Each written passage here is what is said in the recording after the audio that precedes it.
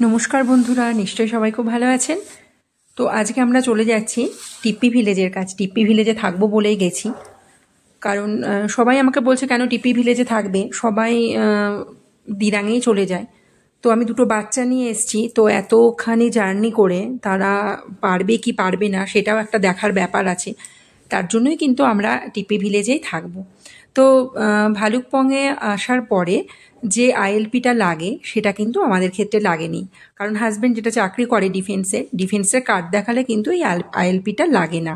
Inner line permit যেটা লাগে সেটা কিন্তু আমাদের ক্ষেত্রে কিন্তু লাগেনি। যারা ডিফেন্সে চাকরি করে তাদের ক্ষেত্রে কিন্তু এটা লাগে না, কার্ডটা দেখালেই হয়ে যায়। তো এটা করে নিয়ে কিন্তু আমরা চলে যাচ্ছি টিপ্পি ভিলেজের দিকে। আর তার রাস্তার মাঝখানেই কিন্তু আমরা এই যে একটা মন্দির, একটা মনেস্ট্রি মতোই মনে হলো, কিন্তু সেটা আদেও নয়, যমরাজের মন্দির। সেটা দেখে আমি বললাম না, এত দূর এসছি তাহলে দেখেই যাই কি আছে। তাই জন্যই কিন্তু আমরা এখানে চলে এসেছি। তো ওরাও নিয়ে যাচ্ছে আমাদেরকে দেখার জন্য যে যমরাজের মন্দির এটা। তো কে কি কাজ করলে কাকে কি দণ্ড দেওয়া হবে, কে কি করবে সেইটাই দেখানোর। পুরো পাহাড়টা দেখুন, চারিদিকে পাহাড়, মধ্যে এখানেই কিন্তু এই মন্দিরটা আছে। তো কখনো আমি যমরাজের মন্দির দেখিনি, এই ফার্স্ট টাইম।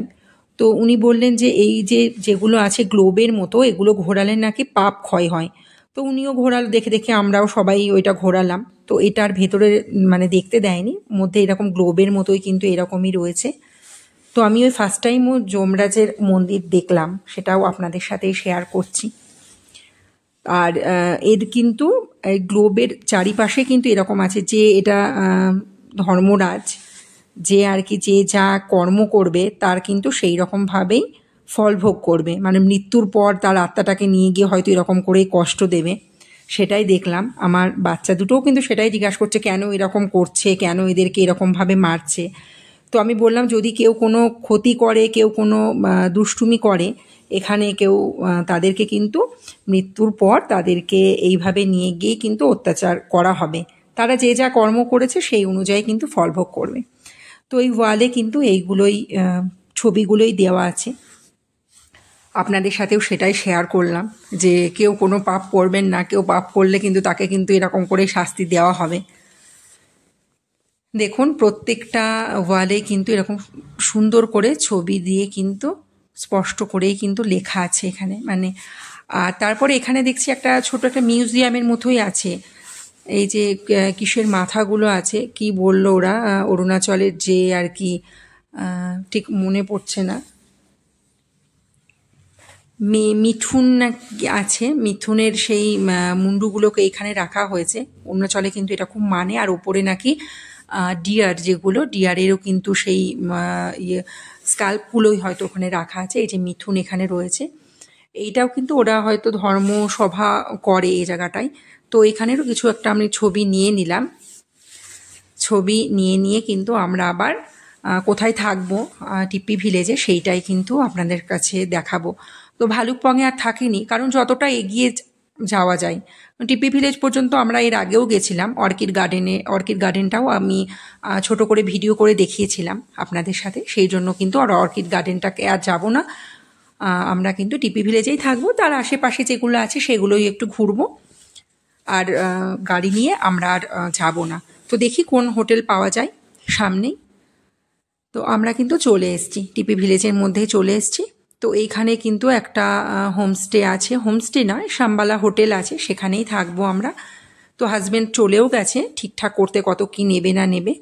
তো আমাদের কিন্তু এই হোটেলটা ১,৫০০ টাকা নিয়েছে। ২,০০০ টাকা বলেছিল, তো ১,৫০০ টাকা নিয়েছে। আর যেগুলো আমরা খাবো সেটা কিন্তু এখানে আছে হোটেলে, কি খাবো না খাবো সেগুলো এখানে বলে দিয়েছি আমরা। তো রাত্রে সেখান থেকেই আমরা খেয়ে নেব।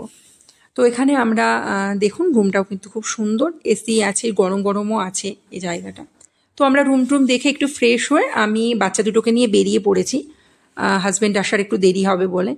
তো এখানে দেখুন এই ব্রিজটার কাছেও চলে এসেছি, নিচে দিয়ে একটা ওয়াটারফল মানে নদীই চলে গেছে, বেশ ভারী সুন্দর এই জায়গাটা। তো ওদেরকে নিয়ে হাঁটতে হাঁটতে অনেকটাই দূরে চলে এসেছি। হাজব্যান্ড ওদিকে ফোন করে বলছে যে চলে আসার জন্য, মানে ভাবতে পারিনি যে এতটা দূর চলে এসেছি। তার জন্য আবার ফিরেও যাব। তো আপনাদের সাথে দেখুন চারিদিকটাও আপনাদের সাথে কি দেখালাম ভিলেজটা। আর যে হোটেলটায় রয়েছে সেই হোটেলটাও কিন্তু খুব সুন্দর হোটেল। আপনারা যদি কখনো আসেন, এখানে যদি বাচ্চা নিয়ে আসেন তো খুবই কিন্তু ভালো। এখানে স্টে করে গেলে ওদের কিন্তু অতটা জার্নি লাগবে না, ওদেরও বেশ ভালোই লাগবে। তো হোটেলটা দেখুন এরকম। আর চারিদিকটা কিন্তু অবশ্যই গাড়ি পার্কিংয়ের জায়গা আছে এখানে। আর খাওয়ার জায়গাটাও কিন্তু বেশ পরিষ্কার পরিচ্ছন্ন। দেখুন সে ভেতরটাও আপনাদের সাথে দেখাবো। আর বাইরের দিকটাও কিন্তু এইরকম রাস্তা, আর চারিদিকটাই কিন্তু আপনারা দেখতে পাচ্ছেন পাহাড়। আমি দোতলার থেকেও আপনাদেরকে দেখাবো, কারণ এর ওপরেও অনেকগুলোই ফ্লোর হচ্ছে, সেগুলো এখনও রেডি হয়নি।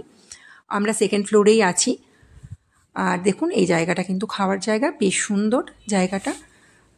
তো বন্ধুরা, ব্লগটা কেমন লাগলো অবশ্যই আমাদেরকে জানাবেন। আর যদি ভালো লাগে অবশ্যই লাইক কমেন্ট, আর চ্যানেলটাকে অবশ্যই সাবস্ক্রাইব করবেন। যারা এখনও সাবস্ক্রাইব করেননি অবশ্যই সাবস্ক্রাইব করবেন।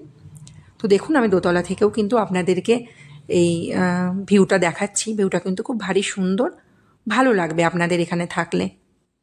আর সকালবেলাটাও যে আমি হালকা অল্প একটু ভিডিও করেছিলাম সকালবেলা, যেটা এটা কিন্তু সন্ধেবেলার দিকে ভিডিওটা করা। নমস্কার।